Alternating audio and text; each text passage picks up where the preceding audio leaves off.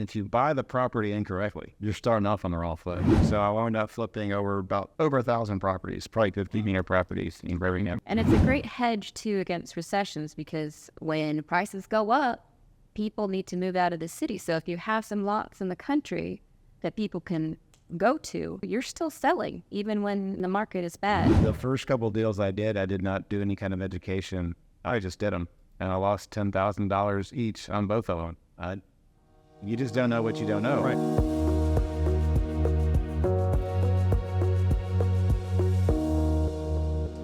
Welcome, everybody. We're sitting here at Summer Summit Note School event.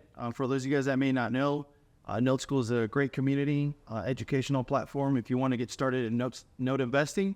I'm here with some good friends. I'm here with Joe, Payne, and J, Benoit, and we're going to get a chance to kind of hear their stories on how they got started, how they wanted to get invested in started in note investing, and maybe talk a little bit about their journey. So we'll start with Mr. Benoit. How are you, sir? Thanks for spending some time.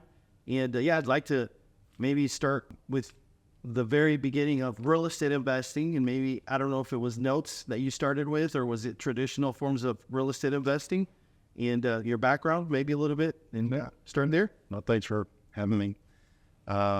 I did my first transaction in 2001, and I've been slowly building up from then.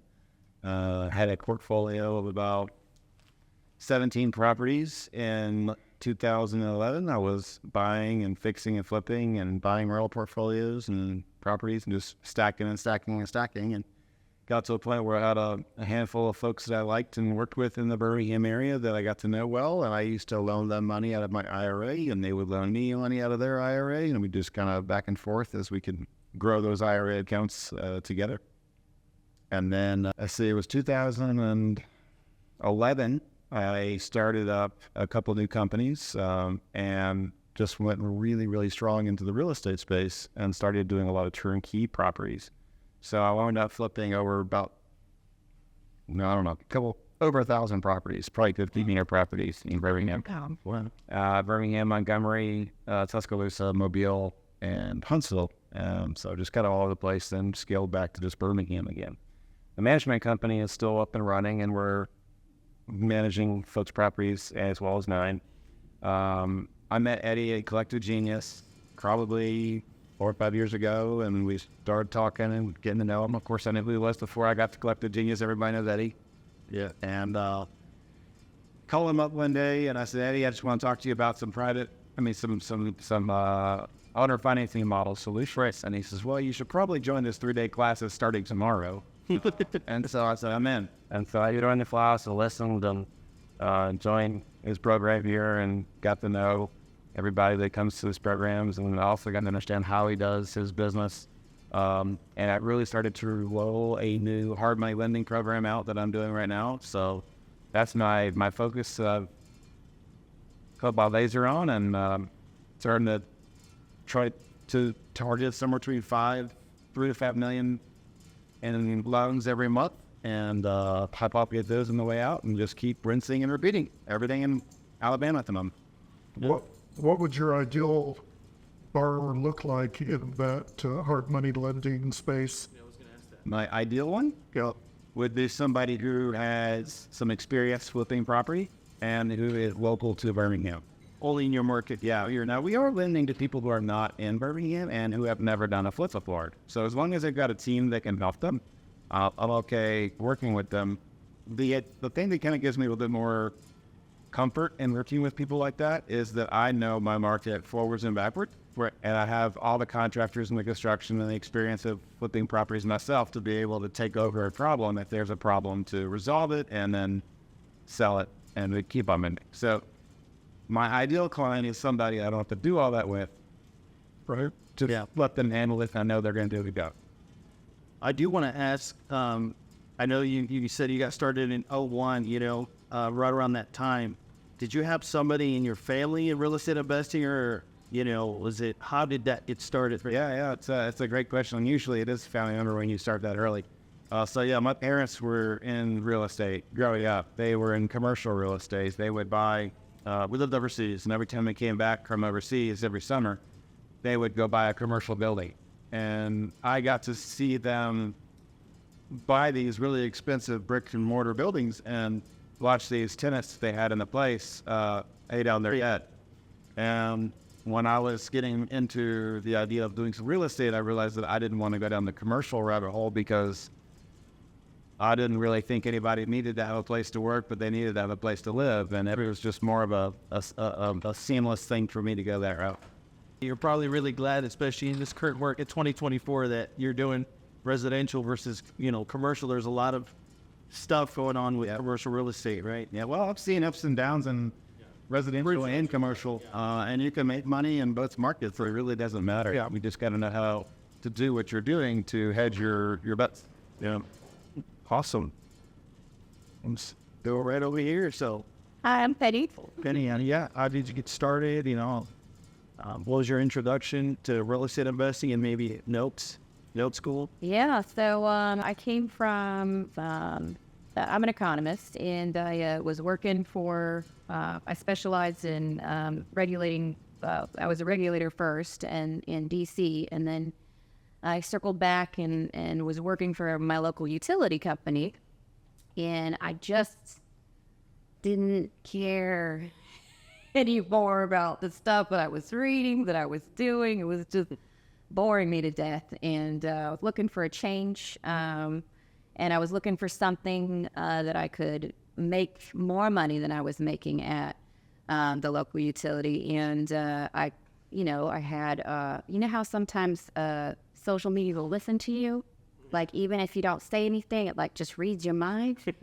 Well, that's what happened. These advertisements started popping up for real estate investing, right? And there was a certain group of women actually here in Dallas, and this is 2021. It's the Women's Real Estate Investor Network.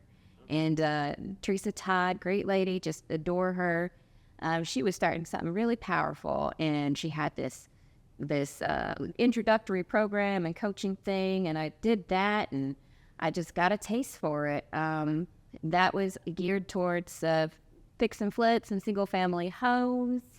I happen to live in a state that I don't know, I didn't see myself doing homes quite yet. It was a little bit intimidating. Right.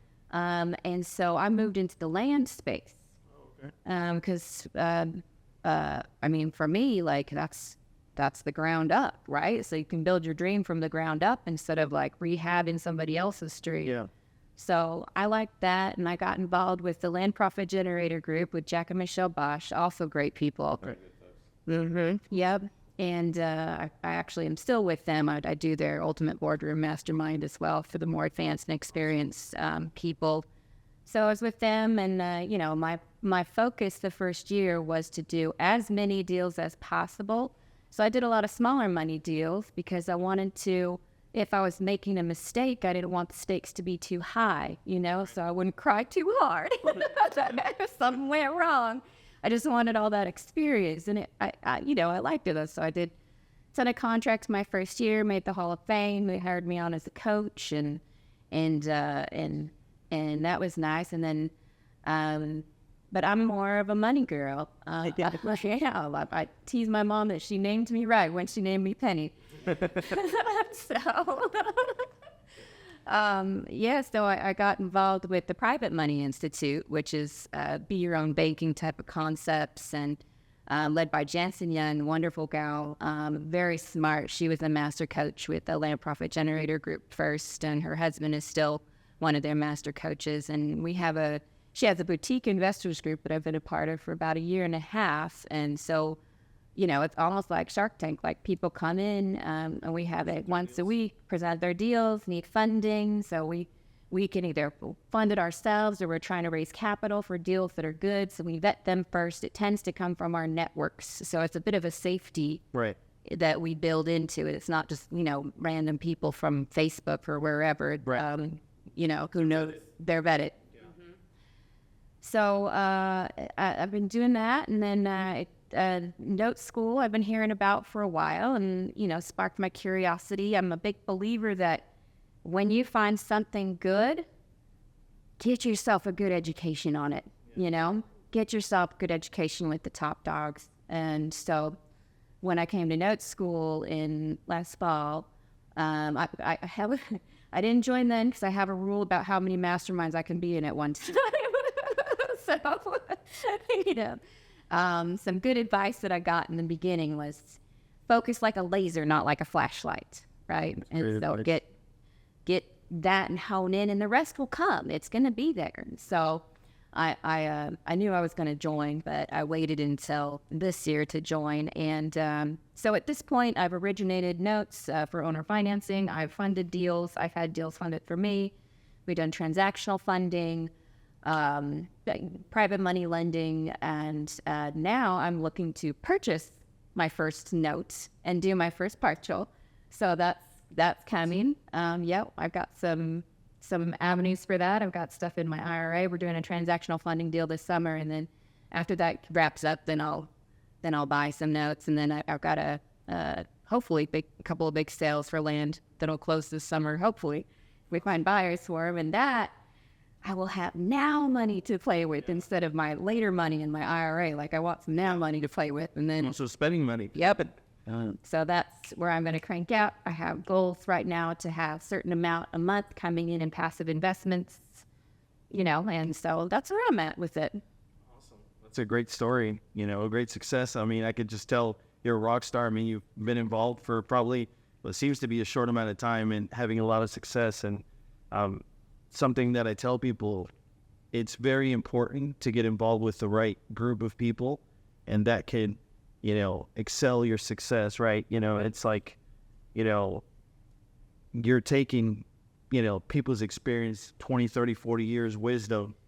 Yep. And you don't have to sometimes learn the hard ways, right? They've been through that road that we want to go on. So, you know, real quickly, we'll jump into myself and Joe, but what would you guys say? Because I think both of you guys were talking about masterminds and being part of a group. What would you say, you know, you've learned the most, or going from maybe doing things on your own and then getting involved in a community like that? What has that done to, you know, your business and life? Yeah, I've been in quite a few groups, and over the years, the first couple of deals I did not do any kind of education. I just did them, and I lost $10,000 each on both of them. You just don't know what you don't know, right? And you're gonna pay for it one way or the other way. I'd like to talk about it, if you don't mind, you know, kind of some of those lessons or things that you could have done differently. What did that look like? Was it, you know? Well, if you buy the property incorrectly, right, you're starting off on the wrong foot. You're probably gonna lose in the long run. Yeah. And you don't know that yet. Yeah. So yeah, getting some education, getting some advice, getting yourself around the right group, it can help you a lot, and it'll help you avoid mistakes that others have already made, to stand on their shoulders and benefit from that. So yeah, and now I run my own group. I've got my own little education mastermind group. Okay. But yeah, I mean, I like to kind of raising the next generation in Birmingham, and What's it called? it's just Iron Mountain Real Estate Mastermind. Iron Mountain Real Estate Mastermind. So for those of you guys that are in that market, you know, reach out. We'll make sure, you know, at the end of the video, we'll put all your guys', you know, information as far as social media or a way to get in contact with you guys, you know, because I'm sure there's people in, you know, every market looking for something, you know. I mean, I know for myself, you know, we're always looking, like you said, right? Social media knows more about us. You know, we're like, wait a minute, I was just thinking about that. That's crazy, right? So, so really quick, talk about, you know, my story for those of you guys that may not know. So, I actually, I'll go back as far as, I'm originally from Arizona. I ended up coming out to Texas in, I believe, 2012. I did network marketing for about 5 years in Arizona, and I needed a little change. I had a fork in the road, and I had a friend that asked me to help him expand a kiosk business here in Texas, in Grapevine down the road, actually. And I was actually selling a shoe cleaner when I came out here. So I was selling shoe cleaner for about 3.5, 4 years. I was in that, maybe not that long, for about 3 years. I ended up buying them out, and I ended up learning certain things and just kept learning more about sales. And believe it or not, we were actually selling from a kiosk in the mall. We were actually selling about $25,000 a month from one of those kiosks in the mall. So, I mean, it's kind of crazy. You learn obviously somebody's coming to the mall. Nobody's coming to the mall saying, I want to buy a shoe cleaner, right? So you got to be very upfront, stopping people, showing them a demonstration. You got a quick 5 minutes to sell them a $40, product. So I think a lot of things, you just progress, right? And then from there, I transitioned to car sales. So got into car sales. Right before I got into car sales, I actually went to a Robert Kiyosaki event, and incredible event, right? But it was the $200 class, and it was like, all right, you want the rural education? It's $20,000, $30,000, $40,000, and I just didn't have it. And I knew I wanted to get involved in real estate, and I kind of put it on hold for some time. I got into the car business, and I started doing well. Started making six figures from my first year, but I quickly learned that I didn't want to do that long term. You're a slave. You're only as good as your last sale is something that we always used to say. You're 1 month you're a hero, the next month you're back to zero. You got to do it all over. And sometimes I would leave at 9 a.m. and I would be coming home at 10 p.m. So it was long hours. Every single Saturday, it was obviously the busiest, day. And I didn't really have joy weekends other than Sunday. I had a family, had my son. He was, a couple years old, and I didn't want to do that long term. But along the way, I had met some friends that were in real estate.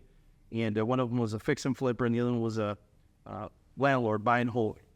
And they just kind of took me under their wing a little bit initially, and I just started wholesaling. That's how I got started in the business. And then from there, I started, getting into fix and flips and started buying rentals. And 2019 was when I heard about Note School, and I actually started in the business in 2018, so it was only about a year in.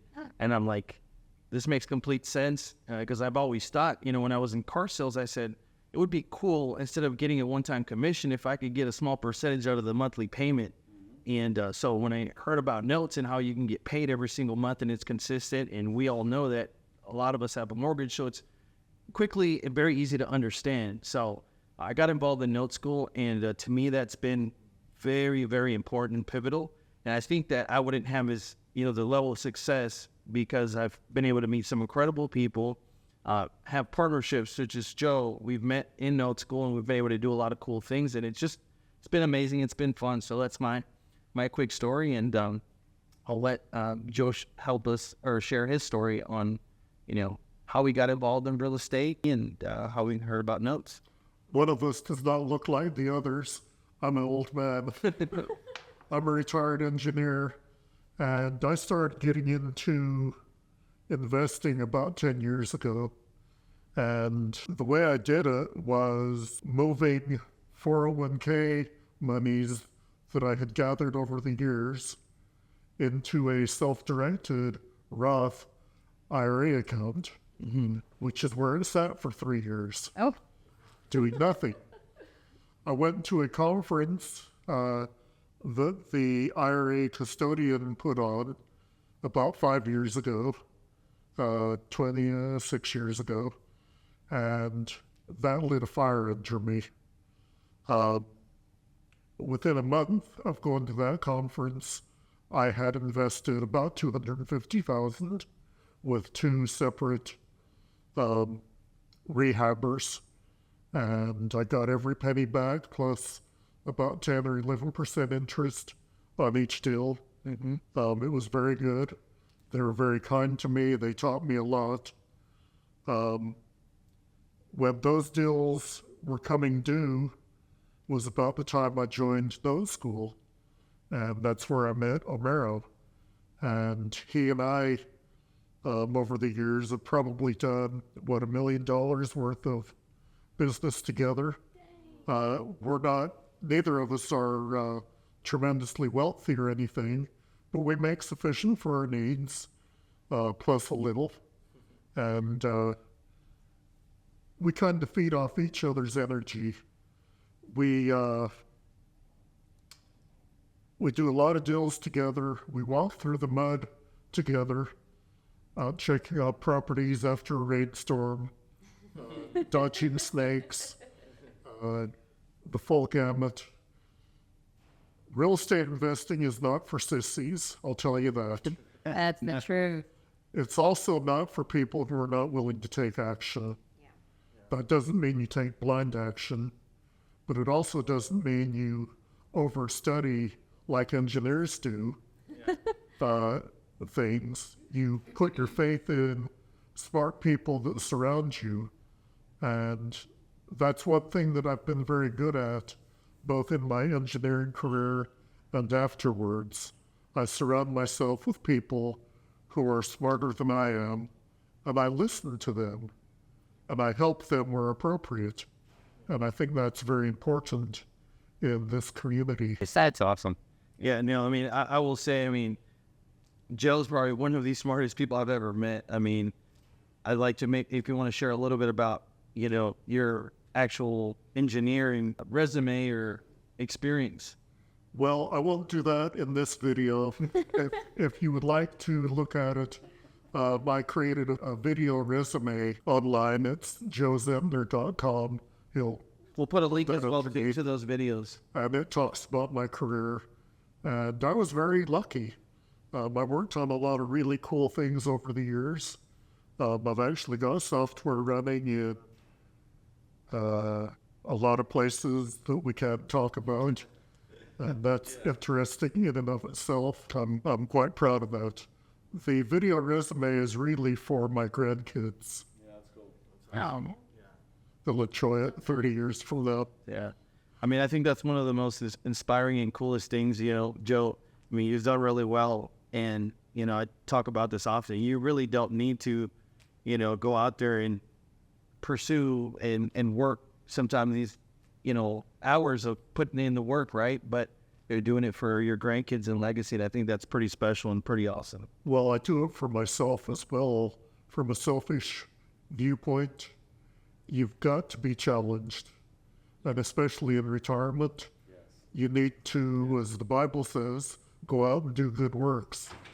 And we try to do that. So staying inspired, being surrounded by people who, again, are smarter than I am is really important to me. One of my good friends, I'll mention his first name, Lyle. He's in his mid-90s, and he's still going strong in his investing. And I really look up to him, and he's taught me a lot. Another good friend that Homero and I have, we went to one of his conferences in San Antonio, Tom Henderson, in his 90s, still going strong. And we learn a lot from these guys.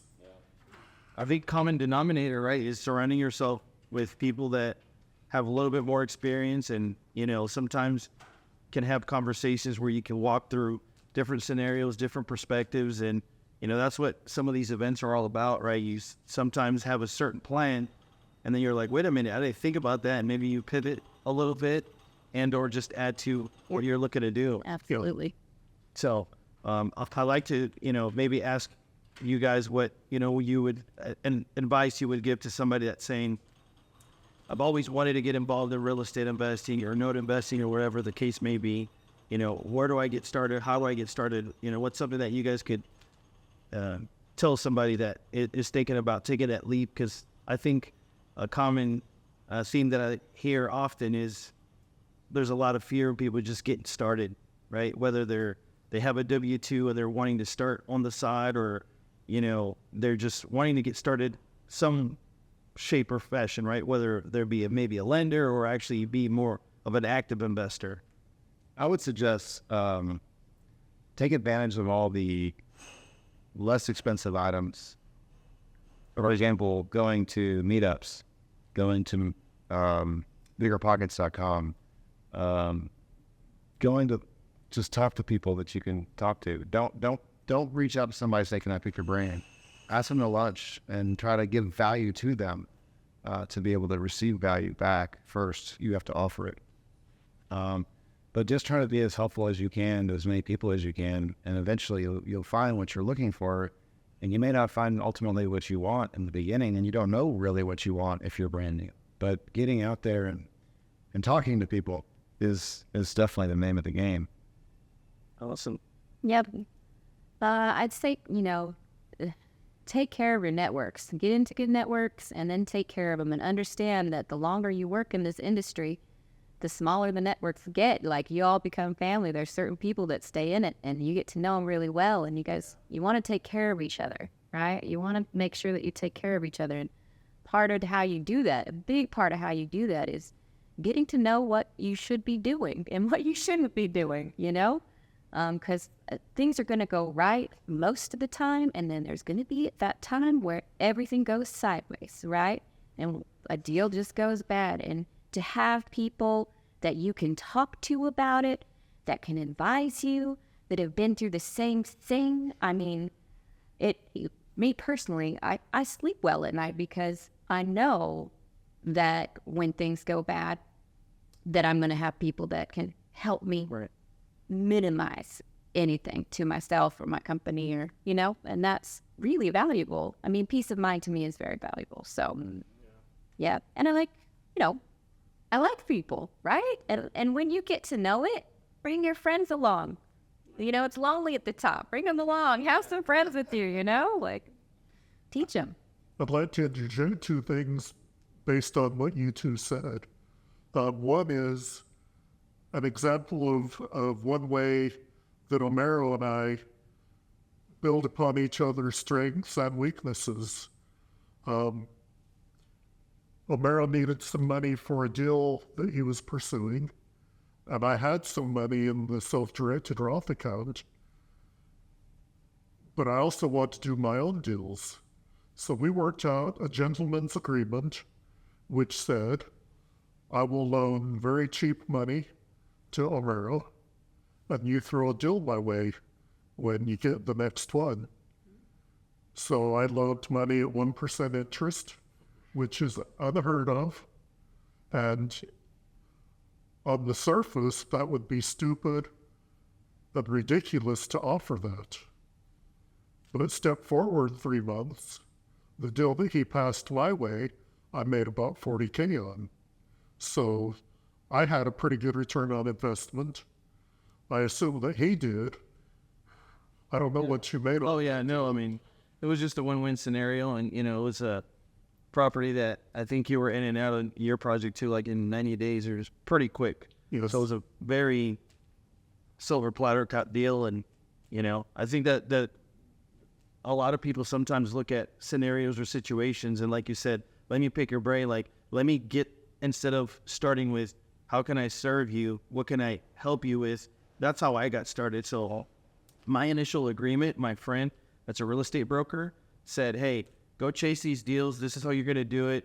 Put them under contract, and then I'm going to pay you $1,000 for the first 3 deals, and then you can do whatever it is that you want. And I was more interested in, I didn't really care how much, even if I was doing it probably for free, I was more interested in that knowledge and that experience, and knowing that, you know, can you help me fill out the contract, or, you know, can you help me talk to the seller, or, you know, are these numbers correct? How do you analyze? And, you know, you have to be able to give before you're going to receive sometimes. Right. Ask for help. Yeah. Have somebody else look over your deal if you're brand new partner. Yeah, but I agree with Jay. You know, I think that there's a lot of great resources out there, whether it's online. I suggest that you look for a, you know, RIA or a meetup group or some form of, you know, knowledge, and most of those resources are free. You know, I know for us, for example, if you're out in North Texas, me and Joe host a once a month focused on note investing. That's absolutely, you know, free. We're doing actually one tomorrow. So, you know, we have, I think, 37 people registered to come out to that. And, you know, good things come out of that, you know, because when you give, you know, you automatically usually just receive, right? And we've gotten deals from people just coming that they're not able to sell because, you know, sometimes the numbers don't really work as a, you know, buy low, sell high type strategy, and it's maybe a little bit more creative. And, you know, everybody's happy. They get, you know, a wholesale fee, or they still make money, and, you know, we structure something where we're happy and comfortable with, and, you know, we keep growing those relationships. Yep. The other thing I want to interject from when you were talking, Penny, is when you do have a failure and lose money, yeah, it makes you mad, but you need to consider that as tuition and learn as much as you possibly can from the experience, and then move on. You will have failures. If somebody tells you they haven't lost money on a deal, They just haven't been doing it long enough. And they're lying to you. You know? In fact, I wouldn't do business with somebody who has lost money on a deal. You lost money on any deals? I think one might have been pretty close. Okay. Break even, probably. But yeah. Which is a loss because the capital you had tied up is not available. I gotta say, like, and so the paid networks, I'm like 4 deep now. They have all paid for themselves, you know, and will continue to pay for themselves over and over again. But they also paid out because I had done things right, and so when I had a deal go south that could have had a life-changing loss for me, and it ended up being, you know, a much smaller amount, something that I hardly noticed. And it's because I had the right education and had the right people and the right network. So do things right, you know? If you're looking for somebody with a lot more experience as a partner, what piece of advice I would give you as the new investor, always, and I mean always, do what you say you're going to do. Always. Always follow through. Doesn't matter if you're new or not. Always do that. Well, yes, but especially when you're new. Best practices here, guys. Best practices. And for a seasoned investor looking to nurture younger investors, give assignments.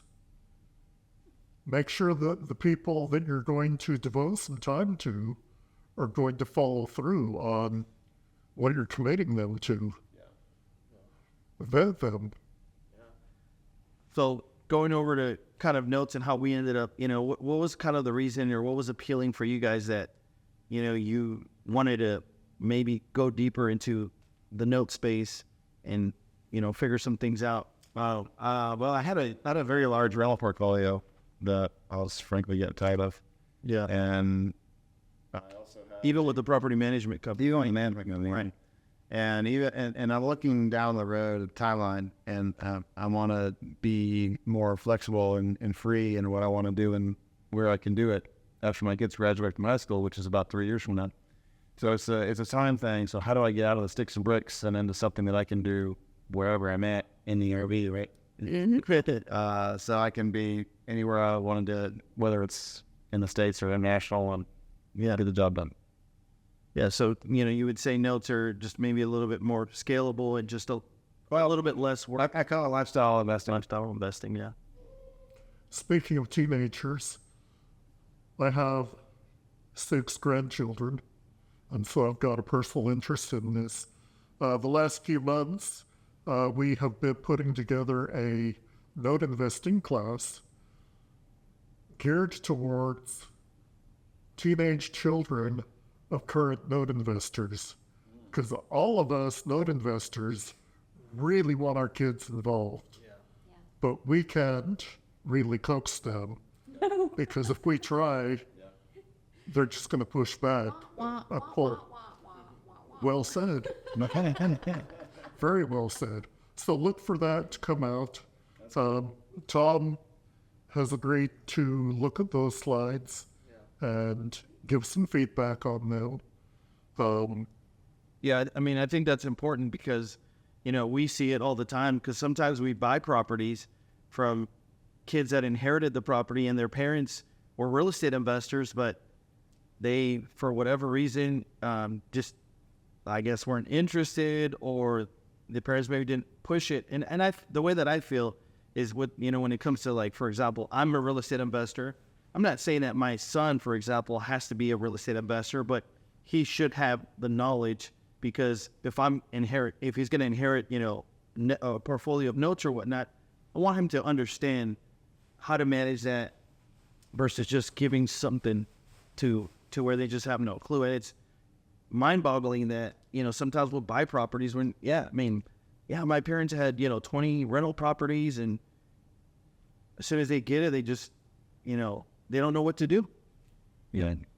So I think the same thing that we were talking about with teenagers, applies to spouses as well. I'll be gone one day. My wife better know how to do some of this stuff that I'm doing.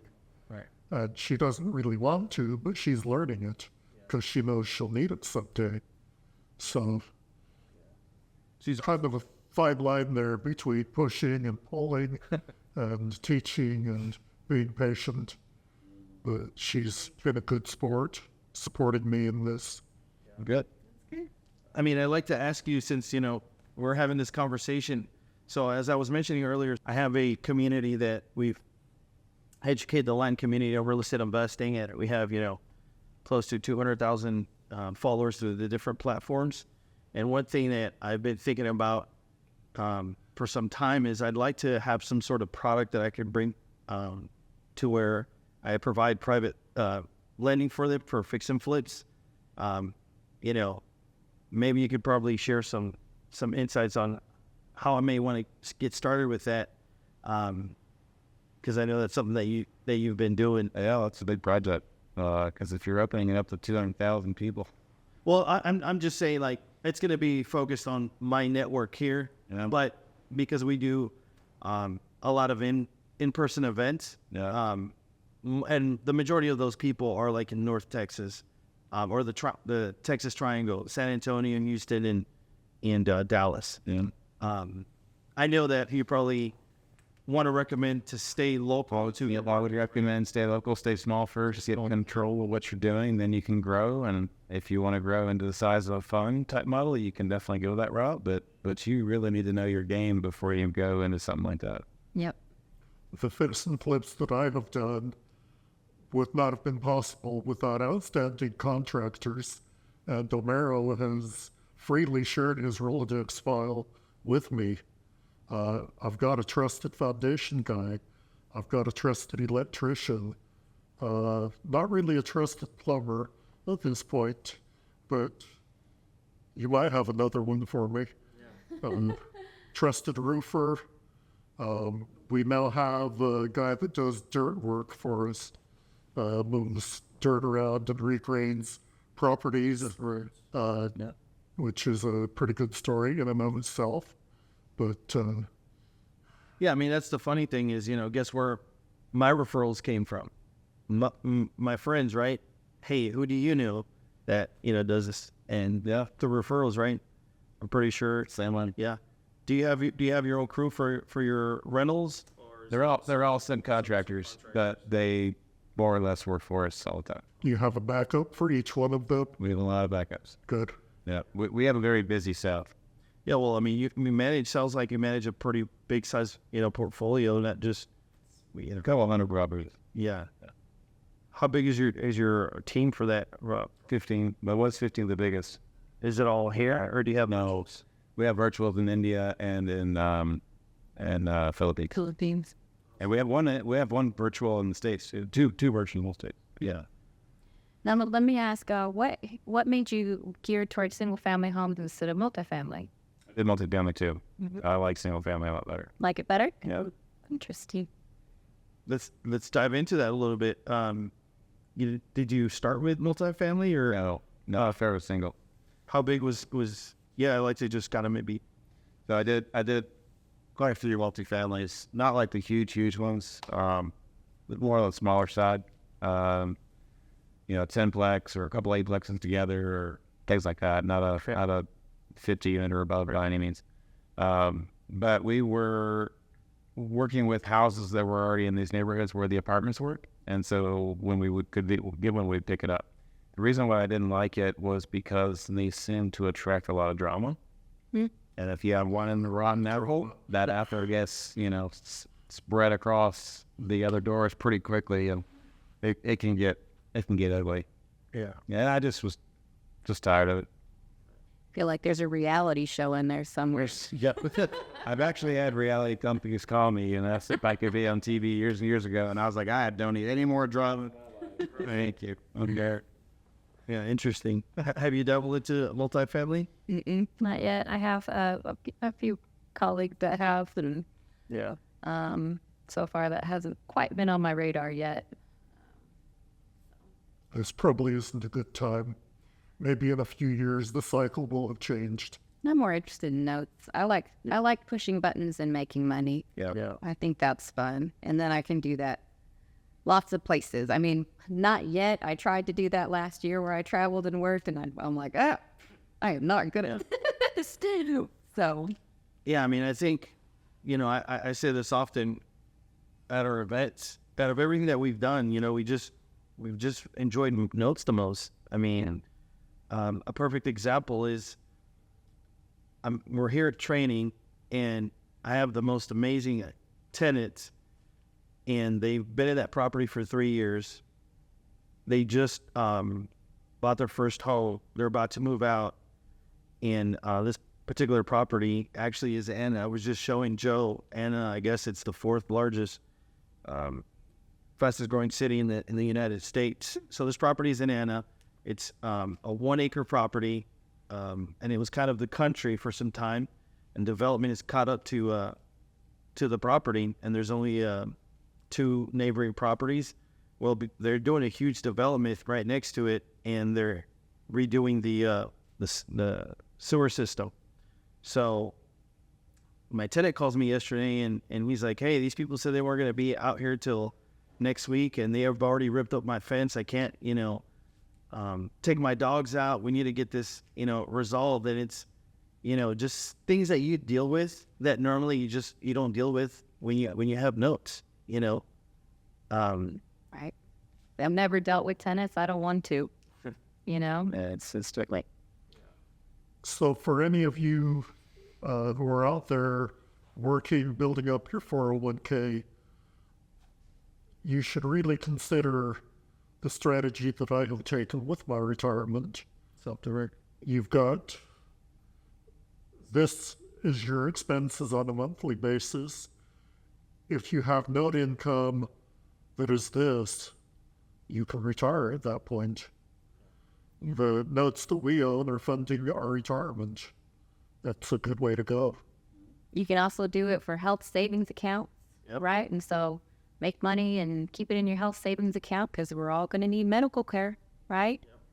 And more as we get older. You can do it for kids' college savings funds as well.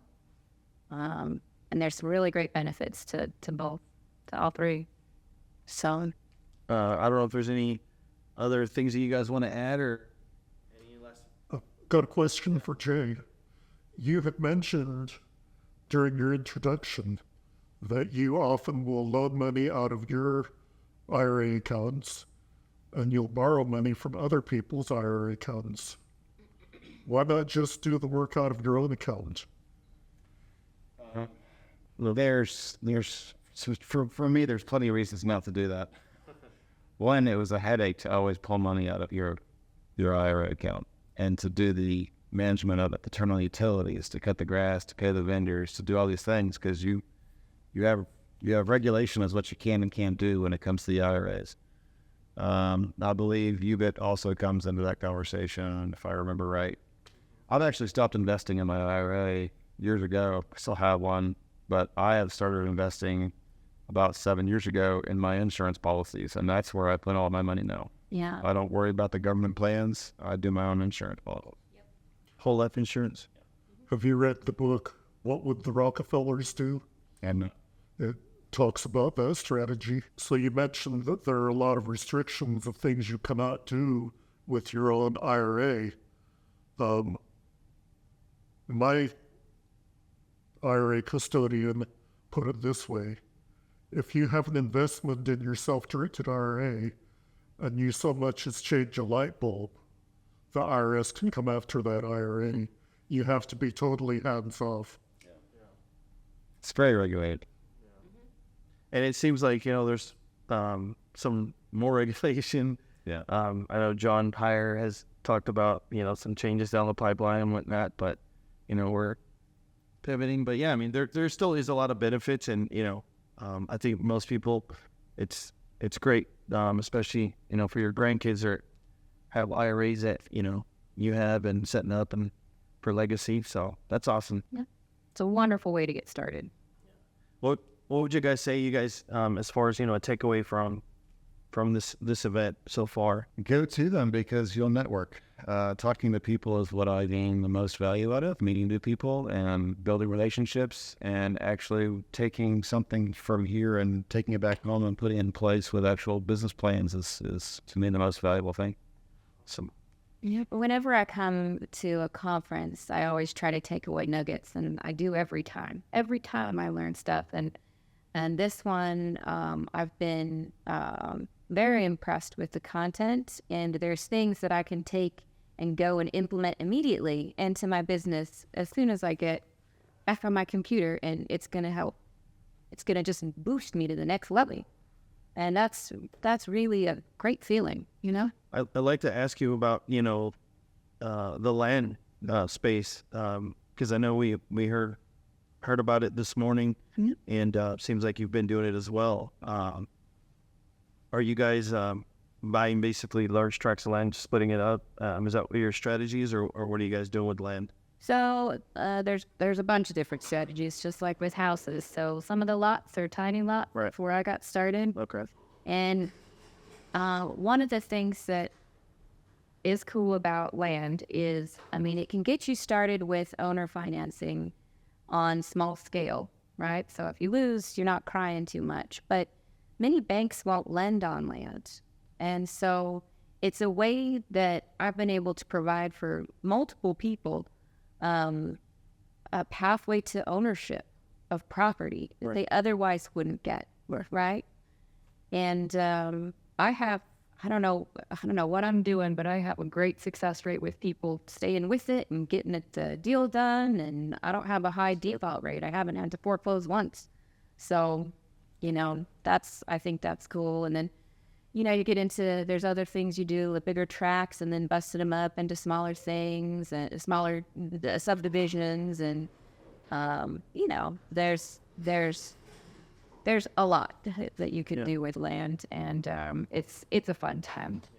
and I think, with land, it's highly desirable, especially like, for example, we're out in this market here in North Texas, and there's so much development, and it just, a lot of people just want to have, even if it's, half an acre, they just want a little piece of land. Yeah. And, it's, as Joe says, a lot of these folks are, crying as well, because it's their dream, right, to have their own. Even for myself, I, had a cookie cut neighborhood, property in an HOA, and we're tired of that, and we're able to buy a 10-acre property in Anna, actually, with owner financing and through a note investor.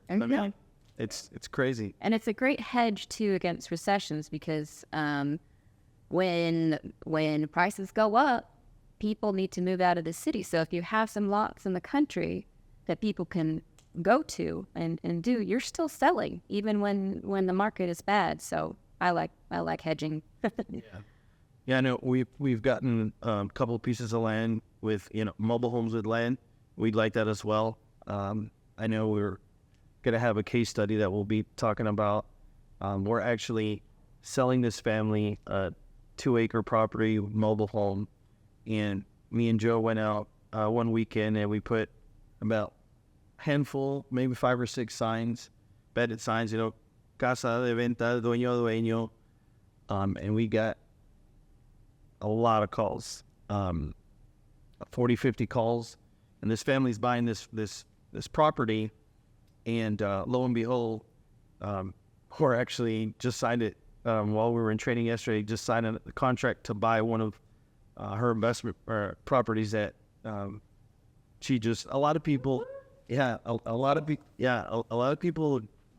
become accidental landlords, right? Yeah. So yeah, that was the story. Is they let a family member live in the property, and they didn't really take care of it, trashed it, didn't keep up with it, and she just wanted to be done with it. We actually offered her more if she would take terms, but she just wanted to be done with it and take the cash offer. Yeah, it's kind of a sad story. It's a home that, if somebody puts $100K into it, will be, and I don't use this word very often, a very cute property for a young family to live in. She made the mistake of letting relatives live there for free. They didn't even pay the taxes. And so the lady ended up losing the property. So, pretty sad story. But we're able to help her out, and that's helping her buy the property that we're selling to her. Yeah.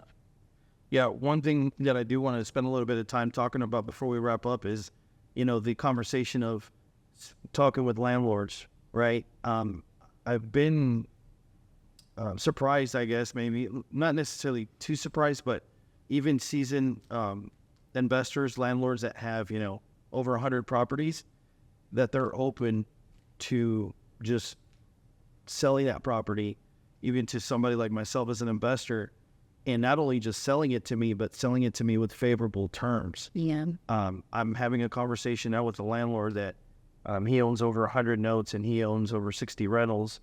And he told me, I'm 67, 68 years old. I want to not get a phone call every 5 minutes because he self-manages. That's a lot. Yeah, that's a lot. And I want to enjoy it. I just want to turn it into notes. And we're talking about 5.5% rate he's giving me at 30-year amortization with 10% now. And he wants to sell me his portfolio. Yeah, he wants the portfolio. And he also, the conversation, I want you to be successful. I know that you need to make money, and that's why we're structuring it to where, I'll get 5.5% and also giving me a little bit of equity from the beginning too. So, Good deal. yeah. I mean, we had another appointment a few weeks ago with another person that, another landlord that his grandma?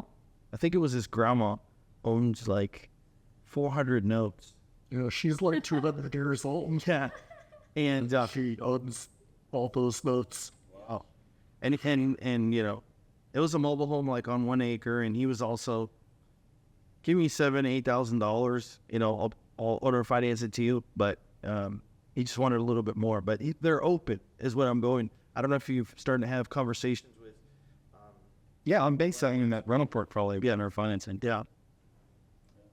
To families that want to live there. And is any of that? Yeah, and investors. So what does that look like as far as, rates when you sell it? It has to cash flow. So that's how I back into it. Okay. What the rent is. Okay. I usually do an interest-only structure, and it balloons in 2 or 3 years. So it gives them some time to get seasoned, and then they can refinance.